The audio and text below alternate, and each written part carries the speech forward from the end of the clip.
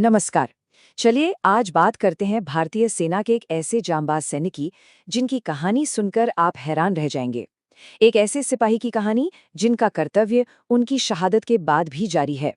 ये एक ऐसी गाथा है जो वीरता, आस्था और कर्तव्य के मायनों को ही बदल देती है।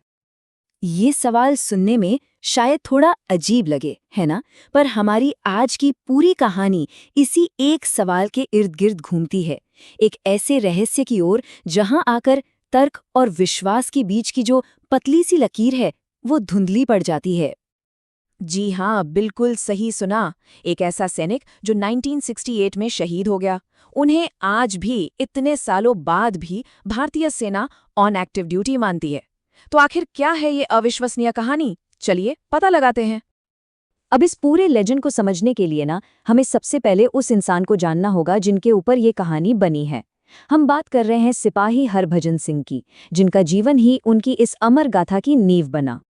तो एक नज़र डालते हैं उनकी जिंदगी के कुछ अहम पड़ावों पर। 1941 में पंजाब के एक गांव में उनका जन्म हुआ। 1965 में वो एक सिपाही के तौर पर पंजाब रेजिमेंट में भर्ती हुए और फिर सिर्फ 3 साल बाद 1968 में पूर्वी सिक्किम में ड्यूटी के दौरान एक दर्दनाक हादसे में वो शहीद हो गए। लेकिन जैसा कि कहते हैं ना, कुछ कहानियां जहां खत्म होती हैं, असल में वहीं से शुरू होती हैं। तो अब आते हैं कहानी के उस हिस्से पर जो थोड़ा हैरान करने वाला है। वो अलौकिक घटनाएं जो उनकी शहादत की ठीक बाद होनी शुरू हुई। यहीं से एक साधारण सिपाही सरहद का एक अमर प्रहरी बन गया। तो हुआ ये कि हादसे के बाद उनकी बॉडी मिल नहीं रही थी। काफी तलाशी हुई लेकिन कोई फायदा नहीं हुआ। और फिर एक चमत्कार हुआ। उन्होंने अपने एक साथी सैनिक के सपने में आकर बताया कि उनकी बॉडी असल में कहाँ है। उस सपने के आधार पर जब फौज वहां पहुंची तो सब हैरान रह गए। उनकी बॉडी ठीक उसी जगह मिली। इतना ही नहीं, सपने में उन्होंने ये भी कहा कि उनकी याद में एक समाधि बनाई जाए और वादा किया कि वो हमेशा बॉर्डर की हिफाजत करते रहेंगे। बस यहीं से शुरू हुआ विश्वास का वो सिलसिला जो आज तक कायम है। अब यहाँ कहानी और भी ज्यादा दिलचस्प हो जाती है। ये सिर्फ कोई सुनी सुनाई बात या लेजेंड नहीं रह गई।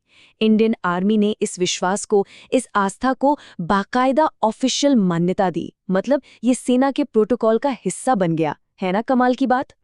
वहां तैनात सैनिकों का ये अटूट विश्वास है कि बाबा आज भी सरहद पर मौजूद हैं। वो सपनों में आकर सैनिकों को दुश्मन की किसी भी हरकत के बारे में पहले ही आगाह कर देते हैं। खराब मौसम का भी अंदेशा दे देते हैं। उनकी मौजूदगी वहां के जवानों के लिए एक बहुत बड़ा सहारा है, एक अलग ही लेवल का सेंस ऑफ सिक्योरिटी है। अब जरा ये देखिए, ये सच में अविश्वसनीय है। शहादत के बाद उन्हें ऑनररी कैप्टन के पद पर प्रमोट किया गया। आज भी उनके नाम पर सैलरी निकलती है। हर रोज उनके बूट पॉलिश होते हैं, उनकी यूनिफॉर्म तैयार की जाती है।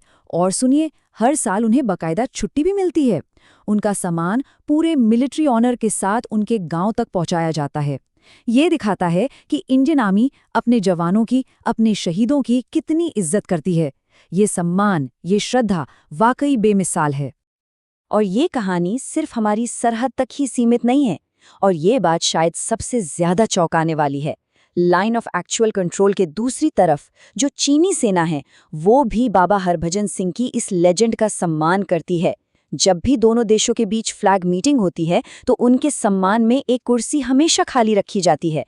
सोचिए, एक भारतीय सैनिक का ऐसा सम्मान जिसकी गवाही दुश्मन देश भी देता है। तो एक तरफ तो है ये अटूट विश्वास, लेकिन हर कहानी के दो पहलू होते हैं, राइट? तो अब जरा सिक्के के दूसरी तरफ भी देख लेते हैं, यानी वो सवाल जो तर्क और संदेह के दायरे में आते हैं। तो यहाँ पर दो तरह की सोच टकराती है। एक तरफ वो लोग हैं जिनका मानना है कि बाबा एक गार्डियन स्पिरिट हैं जो सरहद की रक्षा कर रहे हैं, और ये विश्वास वहां के सैनिकों का मोराल हाई रखने में जबरदस्त मदद करता है। दूसरी तरफ कुछ लोगों का कहना है कि ये सिर्फ एक लोक कथा है जो इतने हाई स्ट्रेस माहौल में एक साइकोलॉजिकल कंफर्ट का काम करती है। कुछ लोग तो ये भी सवाल उठाते हैं कि क्या इस पर आर्मी के रिसोर्सेज खर्च करना सही है। तो दोनों ही तरफ अपने अपने तर्क हैं। लेकिन इन तर्कों और बहसों से परे एक बात तो पक्की है, बाबा हरभजन सिंह की कहानी का जो असर है वो बहुत गहरा और स्थायी है। तो सवाल ये है कि आखिर क्यों ये कहानी आज भी इतने लोगों को इंस्पायर करती है। असल में बाबा हरभजन सिंह की कहानी सिर्फ एक सैनिक की कहानी नहीं है, ये इंडियन आर्मी की उस अदम्य भावना का प्रतीक बन चुकी है। ये दिखाती है ड्यूटी के प्रति वो डिवोशन जो जिंदगी के बाद भी खत्म नहीं होता। ये हमें बताती है कि विश्वास में कितनी ताकत होती है जो मोराल और यूनिटी बना सकती है।